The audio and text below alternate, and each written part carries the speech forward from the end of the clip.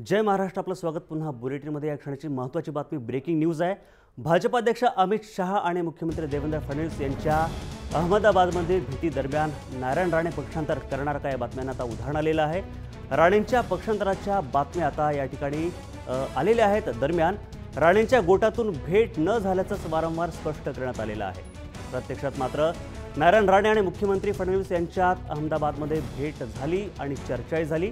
राणे आणि फडणवीसांनी अहमदाबादमध्ये एकाच कारमधून प्रवासही केला, अशी दृश्य समोर आली, आपण स्क्रीनवर बघू शकता। त्यामुळे राणेंच्या भाजप प्रवेशाबाबत आता चर्चा पुन्हा एकदा गरमागरम झालेल्या आहेत। राणे कधी सीमोल्लंघन करणार याकडे सर्वांचं लक्ष लागलेलं आहे। आणि याआधी सुद्धा राणेंनी नुकत्याच पार पडलेल्या अधिवेशनात काँग्रेसमध्ये न्याय मिळत नसल्याची खंत व्यक्त केली होती। मला आणि माझ्या कुटुंबाला डावललं जात आहे, असा आरोप सुद्धा राणेंनी केला होता। आणि त्यानंतर भाजप प्रवेश करणार का, ही बातमी या ठिकाणी खरी होते का, हे काही काळात, काही तासानंतर कळेलच, स्पष्ट होईलच। आणि तेव्हापासून राणे भाजप प्रवेश करणार असल्याच्या बातम्या वारंवार समोर येत आहेत। आज सुद्धा अशी बातमी आलेली आहे। अहमदाबादमध्ये राणे, अमित शहा आणि फडणवीस यांची भेट झाली, कारमध्ये चर्चाही झाली आणि त्यानंतर आता राणे भाजप प्रवेश करणार का, अशी एक चर्चा आहे।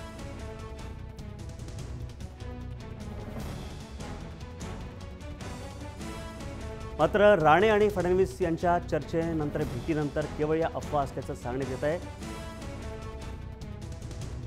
काँग्रेसचा अंतर्गत कलह, अंतर्वाद याला कारणीभूत असावा।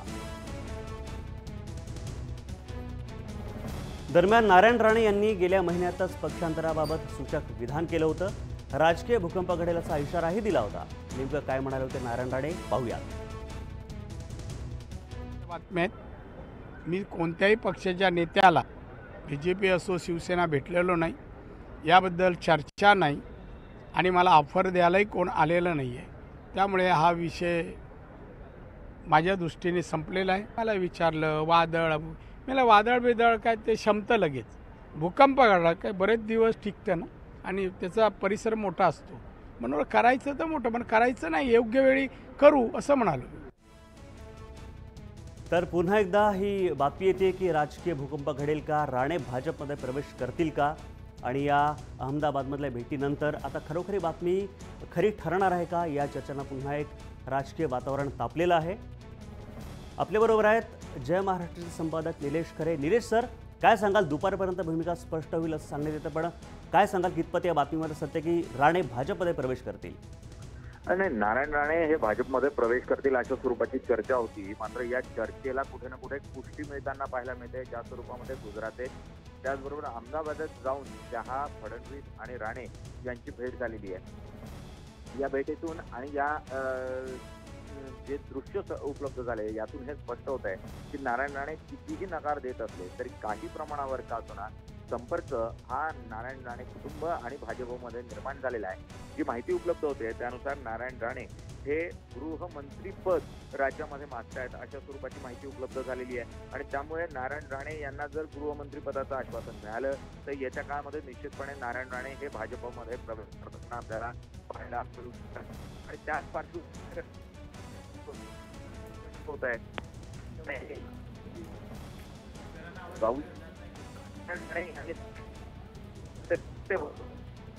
बरोबर, म्हणजे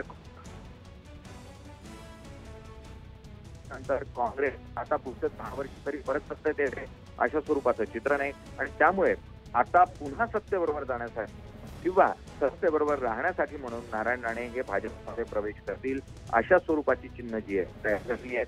नारायण राणे यांना जर गृहमंत्रीपद मिळालं निश्चितपणे हे भाजपमध्ये जातात। गोष्टींना भाजपच्या वरिष्ठ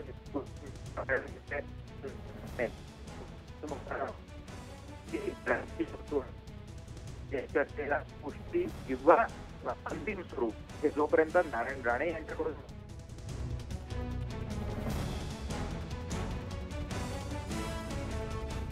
आता आपण थेट जाऊयात न्यूज रूममध्ये। प्रसन्न जोशी आपले कार्यकारी संपादक आपल्याबरोबर आहेत। प्रसन्न सर, काय सांगाल? निलेश खरेनंतर आपण आपली प्रतिक्रिया महत्त्वाची या ठिकाणी आहे। नारायण राणे भाजपमध्ये प्रवेश करतील अशी एक बातमी आहे आणि या चर्चेनं आता उदाहरण आलेलं आहे. काय सांगाल, तुमची प्रतिक्रिया काय आहे? नितीन, नारायण राणे त्यांच्या स्वभावानुसार भूकंप घडवतील असं दिसतंय. काही दिवसांपूर्वी आपल्या प्रतिनिधीशी बोलताना सुद्धा त्यांनी म्हटलं होतं की वादळं येतात आणि जातात, लाट येते आणि जाते, पण भूकंप कायम राहतो, त्याचे पडसाद उमटत राहतात. त्यानुसार कदाचित भूकंप होईल असं दिसतंय. आपण ज्याप्रमाणे दृश्य दाखवतोय, ज्यामध्ये देवेंद्र फडणवीसांबरोबर ते फिरताना दिसत आहेत, गाडीतून प्रवास करताना दिसत आहेत. यापूर्वी सुद्धा ते दिल्लीला जाऊन आले होते, तेव्हा सुद्धा या वृत्ताचं त्यांनी खंडन केलं होतं. नितेश राणेंनी पण खंडन केलं होतं की असं काही नाही आहे. पण एकूणच नारायण राणेंची अस्वस्थता जी 2 कारणांमुळे आहे. एक, काँग्रेसमध्ये त्यांना अजूनही मोठा रोल देण्यात आलेला नाही. जो सगळ्यात मोठा रोल त्यांना अपेक्षित होता मुख्यमंत्रीपदाचा, जो त्यांना 2000 मागच्या निवडणुकीमध्ये मिळाला नव्हता. अशोक चव्हाण त्यानंतर पृथ्वीराज चव्हाणांना ती संधी मिळाली, तेव्हा ते नाराज होते. त्यानंतर सुद्धा आपलं म्हणून म्हणणं महाराष्ट्राच्या काँग्रेसमध्ये ऐकलं जात नाहीये, याची त्यांना खंत होती. विरोधी पक्षनेता आपला दुर्बळ, मुखदुर्बळ सुद्धा आणि तसाही दुर्बळ पक्ष आहे. म्हणजे विखे पाटलांच्या कामापासून ते नाराज होते, प्रदेशाध्यक्ष अशोकराव चव्हाणांपासून ते नाराज होते. आणि मुख्यतः काँग्रेसमध्येच एक प्रवृत्ती असते की जो सगळ्यात जास्त उसळणारा, जास्त आक्रमक नेता असतो त्याला नेहमी दाबून ठेवणं ही काँग्रेसची संस्कृतीच आहे. त्या पार्श्वभूमीवर नारायण राणेंसारखा शिवसेनेचं रक्त असणारा असा नेता शांत राहणं शक्यच नव्हतं. आपल्यासोबत निलेश खरे आहेत, आपले संपादक. निलेश, नारायण राणेंचं समजा हे बंड होत चाललेले असं जर का मानलं तर त्याचे पडसाद आपल्याला आधीच बघायला मिळाले होते असं आपण म्हणू शकतो. त्यांचं अशोक चव्हाण आणि पृथ्वीराज चव्हाणांची असणारी भांडणं, मुख्यमंत्री पदाची त्यांची न लपलेली आस, काय वाटतं? नारायण राणे हे जसं मी अगोदरही म्हटलं की नारायण राणे हे सत्तेबरोबर राहणारे आणि सत्तेच्या माध्यमातून राजकारण करणारे नेते म्हणून गेल्या 10 वर्षात महाराष्ट्राच्या राजकारणात प्रस्थापित झाले असं म्हणायला काही हरकत नाही. सेनेत मुख्यमंत्रीपद भूषवल्यानंतर दीर्घकाळ आपण आता पुन्हा सत्तेत येऊ शकत नाही याची जाणीव झाल्यानंतर त्यांनी काँग्रेसची वाट धरली. ते काँग्रेसमध्ये जाताना मोठं बार्गेन करून आणि मोठं पद मिळवून काँग्रेसमध्ये प्रवेश करताना पाहायला मिळाले. त्यांना महसूल मंत्रीपद मिळालं. आता नारायण राणे हे भाजपबरोबर जाण्याची शक्यता जी निर्माण झालेली आहे आणि जी सूत्रांकडून माहिती उपलब्ध होते त्यानुसार नारायण राणेंना गृहमंत्रीपदाची आस आहे. त्यांनी गृहमंत्रीपद मिळालं तर ते पक्षात प्रवेश करतील अशा स्वरूपाची चर्चा जी आहे ती भाजपमध्ये आहे. आणि त्यामुळे जर येत्या काळामध्ये स्वतः मुख्यमंत्र्यांकडे असलेलं गृहमंत्रीपद हे नारायण राणेंना देऊ केलं गेलं किंवा महसूल मंत्रिपदासारखं वरिष्ठ मंत्रिपद हे नारायण राणेंना देऊ केलं गेलं तर नारायण राणे हे भाजपमध्ये प्रवेश करताना आपल्याला पाहायला मिळू शकतात. पुढच्या 2024 पर्यंतच्या निवडणुकीला तरी काँग्रेसला यश मिळेल अशा स्वरूपाचं चित्र महाराष्ट्राच्या राजकारणात दिसत नाही. अशा परिस्थितीमध्ये भाजपमध्ये गेल्याशिवाय पर्याय नाही अशा स्वरूपाची मानसिकता ही काँग्रेसच्या अनेक वरिष्ठ नेत्यांची निर्माण झालेली आहे. गेल्या काळामध्ये भाजपनं जे स्पष्ट संकेत दिले होते त्यामध्ये 15 आमदार काँग्रेसचे हे भाजपच्या संपर्कात आहे असं स्पष्ट संकेत हे भाजपच्या वरिष्ठ नेतृत्वानं दिले. त्याचं प्रमुख पद हे नारायण राणेंच्या माध्यमातून समोर येताना आपल्याला पाहायला मिळेल. नारायण राणेंच्या नेतृत्वात हे 15 आमदार जे आहेत ते भाजपमध्ये प्रवेश करताना पाहायला मिळतील किंवा अगदी जर भाजपमध्ये प्रवेश न करता वेगळा गट स्थापन केला तर त्यांना निवडणुकीलाही सामोरं जावं लागणार नाही. आणि त्यामुळे एक वेगळा गट प्रस्थापित करून भाजपला पाठिंबा देत सेनेला सत्तेपासून दूर करत हा गट जो आहे तो सत्तेत येण्याचा प्रयत्न करू शकतो. आणि त्या परिस्थितीमध्ये कोणताही राजकीय प्रवेश न करताही नारायण राणे हे सत्तेबरोबर जाऊ शकतात.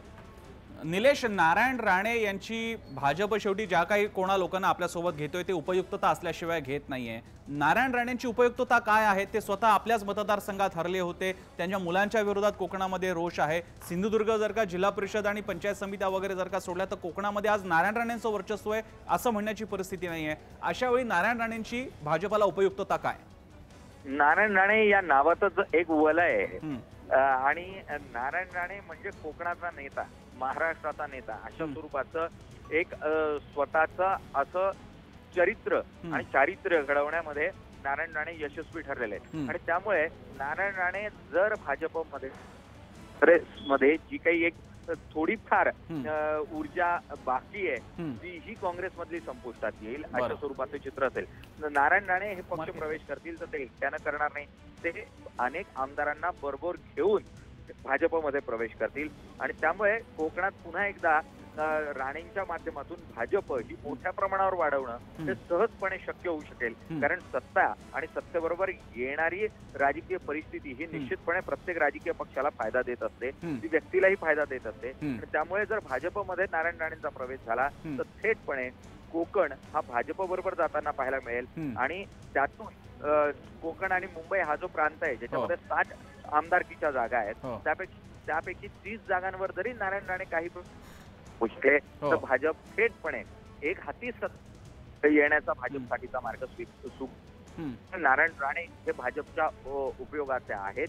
निश्चितपणे त्यांची राजकीय अशी दबाव शक्ती अद्यापही महाराष्ट्रात कायम आहे आणि त्यामुळे नारायण राणे जर पक्षात येणार असतील तर निश्चितपणे भाजप त्यांचा स्वीकार करेल अशीच परिस्थिती असते. निलेश, यामध्ये आणखी एक मुद्दा उपस्थित होतो की भाजपमधल्या कोकणच्या नेत्यांचं काय होणार. विनोद तावडे गेल्या काही काळापासून स्वतःला कोकणचा नेता म्हणून प्रोजेक्ट करण्याचा प्रयत्न करत होते. आंबा महोत्सव ते भरवतात, कोकण विकास प्रतिष्ठान परिषद वगैरे सुद्धा त्यांच्या नावावरती आहे. असं असताना आता नारायण राणेंसारखा माणूस जर का भाजपमध्ये येणार असेल तर मुंबईपासून कोकणापर्यंत म्हणजे आशिष शेलार, विनोद तावडे या मुंबई कोकणचे चेहरे असलेल्या नेत्यांचं काय होणार. सध्या तरी ज्या स्वरूपाचं वातावरण काँग्रेसमध्ये आहे त्याच स्वरूपाचं वातावरण भाजपतही पाहायला मिळतंय. भाजपतही गटातटाचं राजकारण हे उघडपणे खेळलं जात आहे. गेल्या काळामध्ये विनोद तावडे हे मुंबई महानगरपालिकेच्या निवडणुकांमध्येही खूप प्रभावी अशा कोणत्या जबाबदारीच्या माध्यमातून काम करताय अशा स्वरूपाचं चित्र पाहायला मिळालं नाही आणि त्यामुळे विनोद तावडेंवर सातत्यानं झालेले आरोप त्यातून त्यांना निर्णय प्रक्रियेपासून दूर सारलं गेल्याचं चित्र यातून तरी विनोद तावडे आणि देवेंद्र फडणवीस यांचं समीकरण जुळत नाही अशा स्वरूपाचं चित्र निर्माण झालं. आशिष शेलार यांनी मुंबई महानगरपालिकेमध्ये मोठा विजय मिळवून दिला मात्र अद्याप तरी आशिष शेलार यांच्या पदरात काही पडलेले नाही आणि त्यामुळे नारायण राणे आशिष शेलार हे राजकीय दृष्ट्या जरी वेगवेगळ्या पक्षात असले तरी ते सातत्याने एकत्रितपणे अनेक मंचांवर आणि वैचारिक दृष्ट्या एकत्र येताना पाहायला मिळालेले आहेत. त्यामुळे आशिष शेलारांना खूप मोठी अडचण राणेंमुळे तयार होईल अशी परिस्थिती नसेल. मात्र कोकणात विनोद तावडेंना निश्चितपणे जी स्वतःची एक ताकद तयार करायची होती त्याला मात्र खेळ बसताना आपल्याला पाहायला मिळेल. निलेश, धन्यवाद. वेळोवेळी तुमच्याकडनं अधिक माहिती घेत राहू. आता आपल्यासोबत आहेत हेमंत देसाई, ज्येष्ठ राजकीय विश्लेषक. हेमंत देसाई सर, हा भूकंप होऊ घातलेला आहे, अजून भूकंप झालेला नाहीये पण भूकंप होण्याच्या आधी सुद्धा पहिल्यांदा जमिनीत थरथर जाणवायला लागलेली असते. तर आता हा भूकंप होऊ घातलेला असं मानायचं म्हटलं तर महाराष्ट्राचा जिओ पॉलिटिक्स कसं बदलून जाईल, जिओग्राफी यासाठी, कारण त्यात कोकण आहे, पॉलिटिक्स यासाठी कारण याच्यामध्ये दोन पक्षांचं राजकारण आहे. मला असं वाटतं की नारायण राणे यांचं रोल काँग्रेस आणि राष्ट्रवादीच्या आघाडीमध्ये जो पूर्वी होता तो दबदबा संपूर्णतः संपला होता आणि राहुल गांधी यांची भेट झाल्यानंतर सुद्धा काँग्रेसची एकूण रचना, काँग्रेसची एकूण शैली आणि त्यांना मिळणारा भाव याबाबत त्यांना कुठल्याही प्रकारे आशादायक प्रतिसाद मिळाला नाही. त्यानंतर वयाच्या 65 निमित्त साधारणतः कोणीही सार्वजनिकरित्या वाढदिवस साजरा करत नाही, परंतु नारायण राणे यांनी जो जंगी वाढदिवसाचा कार्यक्रम आयोजित केला त्यामध्ये नितीन गडकरी यांनी ज्या प्रकारे त्यांचं कौतुक केलं आणि काँग्रेसवर सुद्धा त्या ठिकाणी ज्या प्रकारे टॉन्टिंग झालेलं होतं त्यामुळे काँग्रेसच्या शैलीमध्ये काही बदल होणार नाही. राणेंना कळून चुकलं होतं आणि राणेंना हे पहिल्यापासूनच काँग्रेसमधली आपली जी बंडखोरी आहे ती आपल्याला पक्षामध्ये सहन केली जाणार नाही हे माहिती होतं असं त्यांनी वेगवेगळ्या मुलाखतींमधून सुद्धा दाखवून दिलेलं होतं. आणि मला असं वाटतं की आज महाराष्ट्रामध्ये जो कुठला पक्ष वाढतोय तो फक्त भारतीय जनता पक्ष आहे आणि राणेंना स्वतःपेक्षा स्वतःच्या मुलांची काळजी आहे. त्यामुळे भविष्यातला जो पक्ष आहे तो भाजप आहे. त्यामुळे त्या पक्षामध्येच आपलं भवितव्य आहे असं मला वाटतं, त्यांना वाटत असावं. आणि याचा अर्थ असा आहे की यामुळे काँग्रेसचा आता मोठं खिंडार पडणार आहे हे खरंच आहे, परंतु भारतीय जनता पक्षाच्या शैलीमध्ये सुद्धा नारायण राणे हे कितपत बसू शकतात, त्यांना कितपत आणि कसा वाव मिळू शकतो हे महत्वाचं आहे. मात्र देवेंद्र फडणवीस यांनी विनोद तावडे यांना शह देण्याच्या दृष्टीने आणि मराठा आरक्षणाचा स्वतःला फायदा होईल, पक्षाला फायदा होईल अशा प्रकारे वापर करण्याच्या दृष्टीने नारायण राणे यांना पक्षात घेण्याचा निर्णय घेतला असेल तर तो त्यांचा राजकीय चातुर्याचा भाग आहे असं मला वाटतं. देसाई सर, यामध्ये आणखी एक मुद्दा उपस्थित होतो की अशी काही घडामोड होणार असेल तर भाजप सेनेचे संबंध आणि शिवसेनेचं कोकण मुंबईतलं अस्तित्व याला थ्रेट तयार होऊ शकतो का? मला असं वाटतं की थ्रेट तर तयार होऊ शकतोच, परंतु आता उद्धव ठाकरेंनी ज्या प्रकारची नमती भूमिका घेतलेली आहे त्याचा अर्थ स्पष्ट आहे की भारतीय जनता पक्षाच्या पुढे आपण दुय्यम आपलं नागरिकत्व असेल, आपण अल्पसंख्याक असू, बहुसंख्याकांचा पक्ष जो आहे तो भारतीय जनता पक्ष आहे, हे वास्तव शिवसेनेने नाईलाजाने होईना मान्य केलेलं दिसत आहे. आणि त्या परिस्थितीमध्ये त्या कोकणामध्ये सुद्धा काही ऍडजस्टमेंट होऊ शकते. आणि आपण गेल्या 6 महिन्यातलं जर नारायण राणे यांचा पवित्रा बघितला असेल तर शिवसेनेबद्दलच नव्हे तर उद्धव ठाकरे यांच्याबद्दल सुद्धा ते खूप सॉफ्ट झालेले आहेत. त्यांनी कुठल्याही प्रकारची टीका महापालिका निवडणुकीच्या प्रचार मोहिमेमध्ये उद्धव ठाकरेंबद्दल केली नाही. उलट बाळासाहेब ठाकरे यांच्याबद्दल आपल्या मनात कसा हळूवार कोपरा आहे हे वारंवार ते सांगत आहे. देसाईजी खूप खूप धन्यवाद. तुम्ही म्हणताय त्यामुळे अनेक मुद्दे स्पष्ट होताना दिसत आहेत. आपल्यासोबत आता हेमंत देसाई सुद्धा होते. यामुळे पण नितीन, आपण नारायण राणेंबद्दल बोलत असताना अनेक अंगाने आता या विषयावरला तोंड फुटलं जाणार आहे. महाराष्ट्राचं राजकारण बदलू शकतं. नारायण राणेंसारखा नेता हे दुसरं पक्षांतर करत असेल तर शिवसेना, त्यानंतर काँग्रेस, त्यानंतर भाजप, जवळपास 3 दशकांहून अधिक काळ नारायण राणे राजकारणात आहेत. त्याच्यानंतर त्यांना शिवसेनेमधून पक्षांतर करावं लागलं. त्याला अनेक कारणं होती. उद्धव ठाकरेंचं वाढतं वर्चस्व, शिवसेनेमध्ये मुख्यमंत्रीपदाची अभिलाषा त्यांना मिळणार नव्हती, पूर्ण होऊ शकणार नव्हती, याचं त्यांना रिअलाइज झालं, याचा त्यांना साक्षात्कार झाला. त्यानंतर ते काँग्रेसमध्ये गेले. अपेक्षा हीच होती की आपल्याला मुख्यमंत्रीपद मिळेल. तिथे सुद्धा तोच प्रकार झाला. तिथे रांगेमध्ये अनेक नेते होते. आणि दुसरी गोष्ट, याला जाती अँगल सुद्धा आहेत. राणे मराठा असले तरी ते कोकणी मराठा आहेत. देशावरचे मराठा आणि कोकणातले मराठा यांच्यातला एक वेगळाच सूक्ष्म असा क्लॅश, विसंवाद हा काँग्रेसमध्ये आणि सगळ्या देशावरच्या पक्षांमध्ये बघायला मिळतो. त्यामुळे त्याला मर्यादा होती, नेहमीच मर्यादा होती. नारायण राणे काँग्रेसमध्ये किती वाढू शकत होते. आणि याचमुळे आता सुद्धा जेव्हा ते सत्तेमध्ये नाही आहेत हे पाहिल्यानंतर त्यांना आणि लक्षात आलं की भाजपला आता पर्याय नाही आहे, तेव्हा त्या हा निर्णय कदाचित घेऊ शकतात. आपल्यासोबत आता संदीप प्रधान आहेत, लोकसत्ताचे वरिष्ठ पत्रकार. संदीप प्रधान आहेत आपल्यासोबत, ज्येष्ठ राजकीय विश्लेषक. संदीप प्रधानजी, तुम्ही या घडामोडीकडे कसं पाहताय? एक लक्षात घेतलं पाहिजे की गेले काही दिवसामध्ये राणे हे काँग्रेसमधल्या कार्यपद्धतीवर नाराज आहेत या संदर्भातल्या बातम्या येत होत्या. त्यामुळे त्यांनी हे जे काही पाऊल उचललंय त्याच्यामध्ये 2 उद्देश असू शकतात. एक तर थोडा दबाव अजून वाढवायचा हा एक भाग असेल, किंवा त्यांनी सरळच निर्णय घेतला असेल की भाजपमध्येच प्रवेश करायचा, जायचं. आज भाजपला राणे याच्यासाठीच हवे असू शकतात की शिवसेना सातत्याने भाजपवरती टीका करते, अनेक वेळा त्यांना अडचणीत आणण्याचा प्रयत्न करते. त्यामुळे त्यांना उत्तर देण्यासाठी असा एक योग्य माणूस आपल्याला पाहिजे की जो त्यांना चोख उत्तर देईल, त्यांच्या भाषेत उत्तर देईल. ही जर भाजपची गरज असेल तर त्या दृष्टिकोनातून कदाचित भाजप त्यांना पक्षामध्ये घेऊ शकतो. तर आता प्रश्न असा आहे की राणे यांना काय देणार भाजप, कारण राणे यांचं स्वप्न आहे मुख्यमंत्री पदाचं. ते काही लपून राहिलेलं नाही, ते काँग्रेसमध्ये पूर्ण झालं नाही आणि भाजपमध्ये आता ते पूर्ण होण्याची चिन्ह दिसत नाही. कारण देवेंद्र फडणवीस मुख्यमंत्री आहेत, तरुण आहेत, चांगलं काम करतायत आता मुख्यमंत्री पदावरती, आणि त्यांना आता पुढचाही काळ तेच पूर्ण करतील अशी चिन्ह आहेत. त्यामुळे तो काही भाग नाही. त्यामुळे आता राणे यांना मिळणार काय हा फक्त मुद्दा आहे. पण त्यांना घेऊन शिवसेनेवरती कुठेतरी चेक आणायचा, शिवसेनेला थोडंसं कोंडीत पकडायचा हाच उद्देश असू शकतो भाजपचा. आणि त्याचबरोबर ते काँग्रेसमधून बाहेर पडले तर काँग्रेसबद्दलही ते बोलत राहतील. म्हणजे काँग्रेस हा जो विरोधी पक्ष आहे तर त्याच्यावर सुद्धा शरसंधान साधलं जाईल. तसं दुहेरी हेतू राणे यांना भाजपमध्ये घेण्याकरता असू शकतो. प्रधान सर, यामधला आणखी एक मुद्दा आहे की नारायण राणेंसारखा नेता भाजपमध्ये आला तर मुंबई आणि कोकणामधलं शिवसेनेचं राजकारण याला शह बसेल का, आणि हे एक आव्हान उभं होईल का? कारण आतापर्यंत आता झाले असते की नारायण राणे हे सिंधुदुर्गापुरता सीमित राहिले होते. भाजपमध्ये आल्यानंतर त्यांनाही अक्षरशः जहागीर मिळू शकते एका अर्थानं. तर हा क्लॅश तुम्ही कसा बघता? मला असं वाटतं की मुंबईमध्ये विशेष करून जर आपण म्हटलं तर भाजपचीच ताकद आता वाढलेली आहे आपल्याला दिसलेलं आहे. म्हणजे उलट मी तर म्हणेन की राणे जेव्हा शिवसेनेत होते तेव्हा त्यांच्याकडे सिंधुदुर्गाची पूर्ण जबाबदारी होती. आणि शिवसेनेमध्ये जी पद्धत आहे की एखाद्या नेत्याकडे एखादा परिसर सोपवला की तो पूर्णपणे त्याला तिथं मुक्त वाव द्यायचा. तर तसं काही भाजप किंवा काँग्रेस सारख्या राष्ट्रीय पक्षांमध्ये होऊ शकत नाही, जिथे इतर पण वेगवेगळ्या गटातटांचे लोक असतात. त्यामुळे संघटनात्मक दृष्ट्या उलट बघितलं तर राणे शिवसेनेमध्ये अधिक पॉवरफुल होते. सिंधुदुर्गात त्यांचा शब्दाला अंतिम असायचा. मुंबईत सुद्धा त्यांचं वजन होतं, कारण त्यावेळेस ते विरोधी पक्षनेते राहिले, त्याच्यानंतर मंत्री आले, मुख्यमंत्री राहिले, त्यामुळे तेही होतं. आता भाजपमध्ये मुंबईमध्ये अनेक नेते आहेत आणि मुंबईमध्ये भाजपनी विधानसभा निवडणुकीला यश मिळवलं आणि मुंबई महापालिका निवडणुकीतही आपण बघितलं की त्यांनी आपल्या जागा कितीतरी वाढवल्या पटीत. त्यामुळे मला असं वाटत नाही की संघटनात्मक दृष्ट्या म्हणजे राणेंच्या संघटने म्हणजे ठीक आहे, राणे ह्या व्यक्तीचा निश्चितच त्यांना फायदा होईल भाजपला.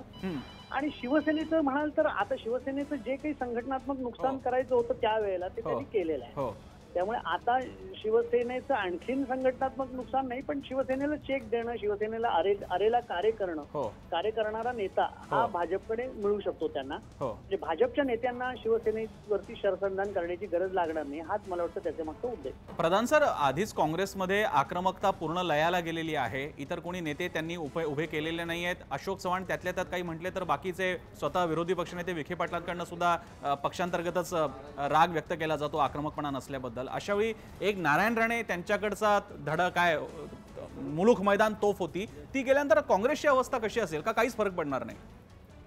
नाही, एक लक्षात घ्या की काँग्रेस पक्षाचा पिंड आणि राणे यांचं पिंड खरोखर तसं काही जुळणारं नातं होतं असं की नाही, हाच मला एक मुळात प्रश्न आहे. कारण राणेंचा आक्रमकता आहे, काँग्रेसमध्ये अशा पद्धतीने खूप आक्रमक कायम राहून चालत नाही. दुसरं असं की अशा वारंवार दबावाचं राजकारण करणं हे सुद्धा काँग्रेसच्या एकूणच कल्चरमध्ये बसणारं नाही, पण राणेंनी ते केलं, अनेक वेळा केलं. त्यामुळे मला असं वाटतं की राणे यांचं आक्रमकता आहे, पण राणे यांची आक्रमकता त्यांनी आता गेल्या अलीकडच्या काळामध्ये बरेच वेळा त्यांच्या स्वतःच्या राजकीय अस्तित्वासाठी वापरली. म्हणजे मला असं वाटतं की विधानसभा निवडणुकीमध्ये अनेक काँग्रेसच्या नेत्यांना फटका बसला, पराभूत झाले भाजपच्या लाटेमध्ये, पण तरी सुद्धा विधान परिषदेवर राणे यांना पाठवण्यामागचा हेतूच हा होता की त्यांनी विधान परिषदेमध्ये आक्रमक व्हावं, शिवसेना भाजप शिवसेना सरकारला कोंडीत पकडावं अशा पद्धतीची अपेक्षा होती. त्यामुळे त्यांना एक संधी मिळाली होती जी अनेक काँग्रेसमधल्या नेत्यांना आजही मिळालेली नाही. त्यांना पराभव झाल्यानंतर विधानसभा निवडणुकीमध्ये ते आज बाहेर आहेत. पण असं असताना सुद्धा नारायण राणे यांनी आपली नापसंती दाखवली. संघटनात्मक दृष्ट्या त्यांना अनेक निर्णय मान्य नाहीत. अशोक चव्हाण यांच्या नेतृत्वाखाली त्यांना काम करताना अडचणी वाटत आहेत. त्यामुळे मला असं वाटतं की काँग्रेसलाही शेवटी आता एक विचार करण्याची वेळ आलेली आहे की भाऊ ह्याच्यातून काय मार्ग काढायचा, आणि जर अशा वेळी ते जाणार असतील तर त्यांना मोकळं करावं, आणि समजा ते दबावाचं राजकारण करत असतील तर त्यांच्या नेमक्या मागण्या काय आहेत त्याचा विचार करून काहीतरी त्याच्यातून सुवर्ण मध्य काढून हा प्रश्न एकदा सोडवायला लागेल. नाही तर आपल्याला वारंवार असं दिसेल की असं दबावाचं राजकारण राणे स्वतःच्या राजकीय फायद्यासाठी अस्तित्वासाठी करताना आपल्याला दिसत राहतं. अर्थात. प्रधान सर, खूप खूप धन्यवाद. आपण सविस्तर प्रतिक्रिया दिली आणि विश्लेषण केलं त्यासाठी. नितीन, प्रश्न सर, एक शेवटचा प्रश्न असा आहे की समजा आक्रमक चेहरा महाराष्ट्रातून गेला, काँग्रेसचा जो चेहरा आहे नारायण राणेच्या स्वरूपामध्ये तो जर गेला तर काँग्रेस लयाला गेली महाराष्ट्रामध्ये असं म्हणता येईल का? नाही, लयाला जाणार नाही काँग्रेस इतक्या लवकर. अजून काँग्रेसचं अस्तित्व आहे. काँग्रेसने इतक्या वाईट परिस्थितीत भाजपचा परफॉर्मन्स असताना सुद्धा आज त्यांचे आमदार आणि खासदार आहेत. तसा अगदीच लयाला जाण्याची सारखी स्थिती नाही आहे, पण अवघड परिस्थिती आणखी होईल त्यांची. कोकणामध्ये किमान त्यांना दाखवायला नारायण राणेंचा चेहरा होता, आक्रमक चेहरा. विधिमंडळात बोलण्यासाठी त्यांचा नारायण राणेंसारखा चेहरा विधान परिषदेवरती होता. आता तो जाणार आहे जर का गेले तर. पण हे नक्की आहे काँग्रेसला आता खडबडून जागा व्हावं लागेल, कारण आता त्यांच्याकडे दाखवावा असा चेहरा नाहीये जो माणूस पक्ष संघटना एक हाती घेऊ शकेल आणि घेऊन जाऊ शकेल. सध्या जो कोणी अशी धडपड करण्याचा प्रयत्न करतो, मग तो संजय निरुपम असतील किंवा नारायण राणे असतील, त्यांचं खच्चीकरण करण्याचा काँग्रेसचे नेते प्रयत्न करतात. त्याचं ताजं उदाहरण नारायण राणे. नक्कीच धन्यवाद प्रसन्न सर या संपूर्ण विश्लेषणासाठी. तर भाजप अध्यक्ष अमित शहा, नारायण राणे आणि मुख्यमंत्र्यांच्या भेटीमुळे अहमदाबादमध्ये या भेट झाली आणि यानंतर कारमध्ये चर्चाही झाली आणि यानंतर भाजप प्रवेश करतील का राणे, या सगळ्या बातम्यांना आता उधाण आलेलं आहे. राजकीय वातावरण तापलेलं आहे आणि याच मुद्द्यावर चर्चा करण्यासाठी आपल्याबरोबर स्टुडिओमध्ये उपस्थित आहेत प्रताप थोरात, राजकीय विश्लेषक आहेत ते. तुमचं स्वागत सर. सर, तुमची प्रतिक्रिया काय असेल की नारायण राणे भाजप प्रवेश करतील का? ही बातमी आता या ठिकाणी गरमागरम वातावरण आहे, राजकीय वातावरण तापलेलं आहे, काय सांगाल? आहे तसे इंडिकेशन गेले काही दिवस येत आहेत आणि काँग्रेसमध्ये जे अनेक नेते त्यांच्या 65च्या समारंभात आले नव्हते त्याचंही ते द्योतक होतं. त्यांना माहिती होतं पडद्याआडच्या काय हालचाली चालू आहेत ते. हा एक भाग जरी असला तर त्याचं एवढंच म्हणावं लागेल की काँग्रेसनी नारायण राणेंचं गेले जवळजवळ 8-10 वर्ष पक्षात घेतलं आणि कुजवलं आणि त्यांचं खत केलं होतं. त्या खताचा वापरही केला नाही त्यांनी स्वतःच्या काही वनस्पती वाढवण्यासाठी. त्याच्यामुळे ती नारायण राणेंना कुजवण्याचा कार्यक्रम काँग्रेसने चांगल्यापैकी हाती घेतला आणि त्याला कंटाळून शेवटी राणे भाजपमध्ये जाण्याची जी आत्ता तयारी दिसते, अजून काही गेलेली नाहीत, ते अनाऊन्समेंटची ही आहे, अपेक्षा आहे. त्यामुळे हा अत्यंत हे लॉजिकल होतं लॉजिकल एंड हाच आहे. नारायण राणेंनी काँग्रेस सोडणं हाच लॉजिकल एंड होता. पण आपण तुलना जर केली तर शिवसेनेमध्ये आधी राणे होते, त्यानंतर काँग्रेस पक्ष त्यावेळी वरती होता आणि त्यानंतर ते काँग्रेसमध्ये गेले. आता भाजप मोठा पक्ष होऊ पाहतोय संपूर्ण राज्यात, भारतामध्ये, महाराष्ट्रात सुद्धा. तर ते आता भाजपमध्ये जात आहेत. या सगळ्याकडे तुम्ही कसं पाहता? भाजप बेरजेचं राजकारण करतोय आणि भाजप हा गंभीरपणानं राजकारण करतोय असं याच्यातनं दिसतंय. काँग्रेस काय गंभीर नव्हती राजकारण करताना गेली 10 वर्ष. त्यामुळं राणेंचा जो काँग्रेसमधला जो काही तिथला थांबा होता तो त्यांना फ्रुटफुल झाला नाही. आणि त्याचं सुरुवातीपासूनच जर बघायचं झालं तर काय झालं, राणे आले काँग्रेसमध्ये. आल्यानंतर त्यांनी कसं, कोकणी माणूस आहे, जरा स्पष्ट बोलतो, राजकारणात एवढं स्पष्ट बोलायची गरज नसते. त्यांनी मी मुख्यमंत्री होण्यासाठी आलेलो आहे किंवा मुख्यमंत्री होऊच आपण अशा पद्धतीने झालं. ते झाल्या विलासराव देशमुख तिथं मुख्यमंत्री होते, त्यांनी राणेंचे पंख वगैरे सगळं कापायला सुरुवात केली. त्यामुळं विलासराव राणेंच्यावरची जे काय प्रकरणं झाली कोर्टात, त्याच्यातल्या फायली विलासरावनीच दिल्या होत्या. त्यामुळं काँग्रेस हे नेहमीच अंतर्गत राजकारण आहे. आज विलासराव हयात नाहीत, त्याच्यामुळे त्याच्यावरती फार जास्त आपण बोलत नाही आहोत. परंतु ते विलासराव राणेंचे पंख छाटण्याच्या मोहिमेमधले आघाडीचे कलाकार होते. आता हे झाल्यानंतर राणेंना नंतर काँग्रेस मग हळूहळू कळत गेली, कारण हा महासागर होता काँग्रेस. त्या महासागरामध्ये कसं पोहायचं आणि घरातल्या तलावात कसं पोहायचं याच्यामध्ये फरक असतोच. राणे शिवसेनेत पोहलेले होते, हायकमांड त्यांना रोज भेटणारी होती.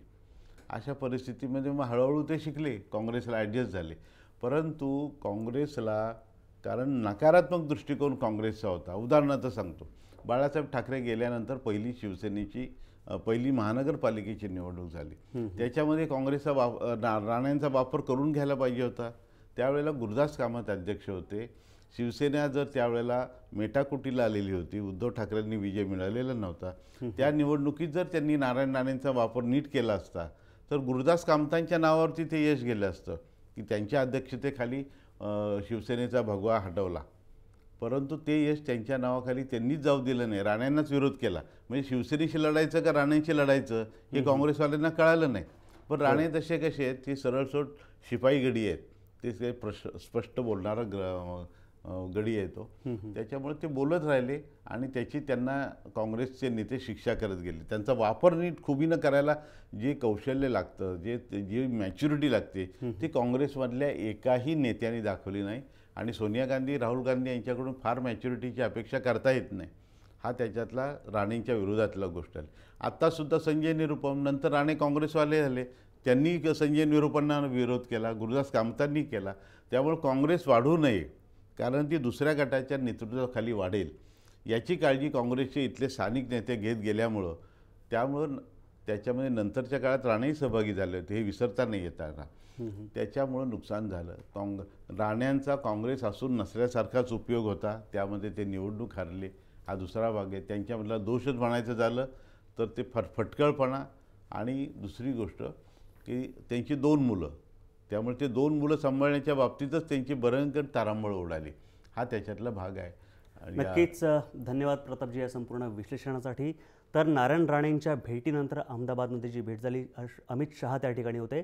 तर या भेटीनंतर आणि चर्चेनंतर राणे भाजप प्रवेश करतात का किंवा करणार का, अशा सगळ्या बातम्या आता येत आहेत. आणि या बातमीमुळे सगळं राजकीय वातावरण ढवळून निघालं आहे, तापलेलं आहे.